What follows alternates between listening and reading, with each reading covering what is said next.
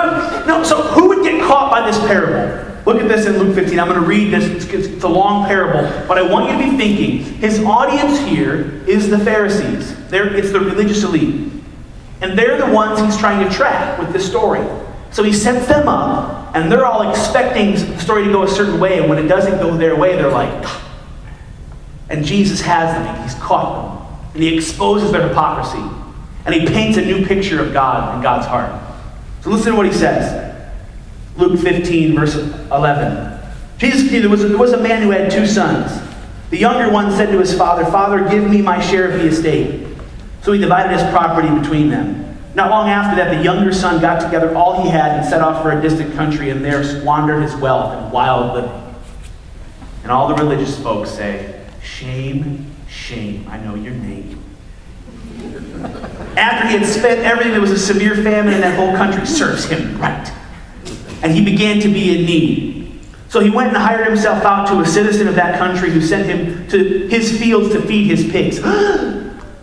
No good Hebrew feeds pigs. Those are unclean animals. So he went and hired himself to the guy to feed pigs. He longed to fill his stomach with the pods that the pigs were eating, but no one gave him anything. Serves him right. When he came to his senses, he said, "How many of my father's hired men have food to spare, and here I am starving to death? I will set out and go back to my father and say to him, 'Father, I've sinned against heaven and against you. I'm no longer worthy to be called your son. Make me like one of your hired men.' So he got up and went to his father." Now this is the conventional understanding of God, is that God is the one who, when the son shows up, is going to say, "You have some nerve showing your face around here. I'm the righteous one. I'm the holy one.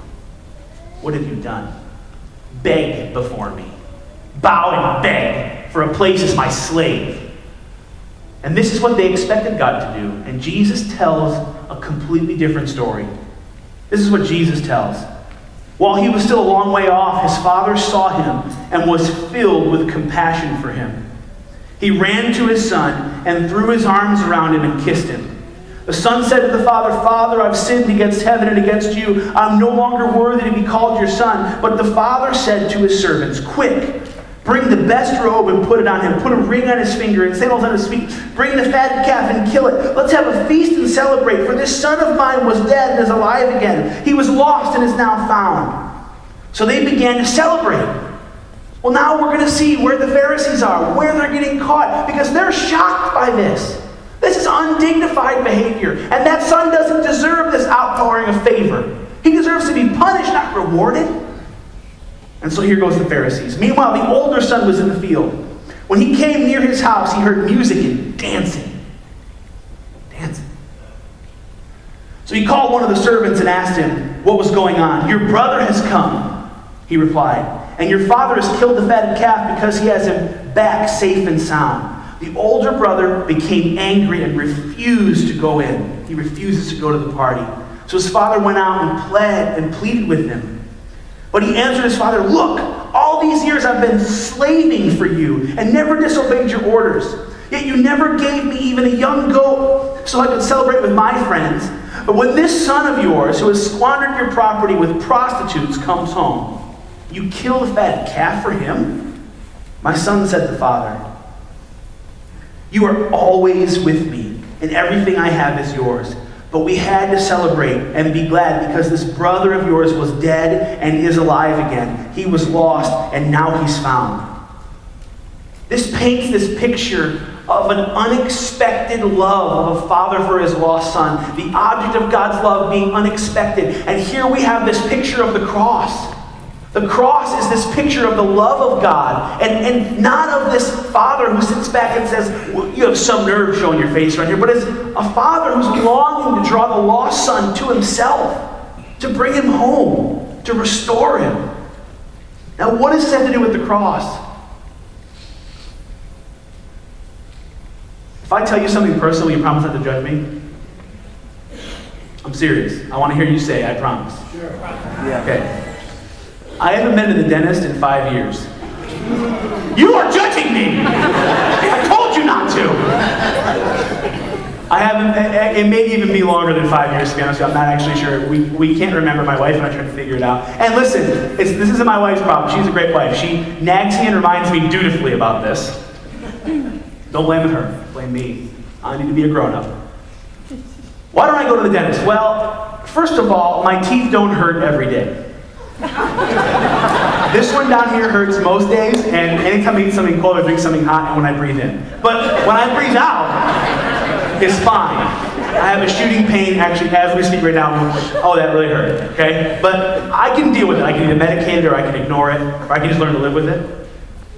Number two, I'm terrified of the dentist. I'll be really honest with you. I saw this picture in Florida once that said, you know, afraid of the dentist? I pulled the car over. Yes, I am afraid of the dentist. The billboard said, we do sedation dentistry. I was like, that's for me. Now, I'm afraid of the dentist because I've made this into something that is like akin to torture. It's like, I would pick waterboarding over going to the dentist, I think. I don't even know what waterboarding is, but I'm terrified of the dentist, so I'll take waterboarding. Like, it's torture to me, the thought of it. Now, here's the other thing. I know it's actually not that bad. My genuine experience with the dentist is never as bad as my imagination makes it out to be. I don't have a lot of reason to believe it's horrible, but in my mind, the longer I don't go to the dentist, the worse it becomes, and the more I magnify the discomfort. I actually made an appointment, and the whole staff was involved in this. I said, guys, I'm making an appointment to go to the dentist. Hold me accountable, make me go, make me be a grown-up. And I put it on Facebook. Everyone tell me to be a grown-up so I can go to the dentist. Everyone did. Jody Novak, who's a dental hygienist, was like, dude, seriously, I'm going to sedate you and do it myself, go to the dentist. But, so I made an appointment, and then I got there, they didn't take my insurance. And there was a part of me that was like, oh, thank God. And I haven't made another appointment yet. Because I'm afraid. Because I'm terrified. And what if I get there, and what if the dentist is like, dude, where have you been? What kind of idiot doesn't go to the dentist for 5 years? Your teeth are falling out. We need to do all implants from now on. You've got all this crazy cavity stuff. They're going to drill me and poke me with a needle. And I know he's going to be mean to me about it because, he's vindictive. He's thinking, he should have come to me sooner. And I'm just going to stab him with the needle even harder. They're horrible people. Sorry to any dentists in here. No, really, that's not the attitude, right? I'm imagining that. Well, this brings me to my point. Listen, if the cross has answered the problem of sin and brought you freedom, if the cross has granted you a second chance, if the cross has taken you from death to life, if you don't trust God enough to draw close to receive it, it doesn't really matter, does it? And this is another problem we have. So the cross is not just the solution for our sin problem, but for the problem in our minds that we have become enemies of God. We have a hostile relationship with Him because it's based off of fear and anxiety and judgment. And we allow Him in our imagination to become this wicked, vindictive, evil force. And we think He's horrid.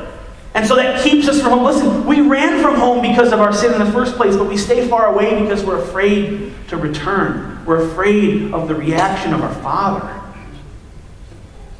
Well, the cross is not just the solution that allows us a way to come home, but it's supposed to invite us home. It's supposed to compel us home.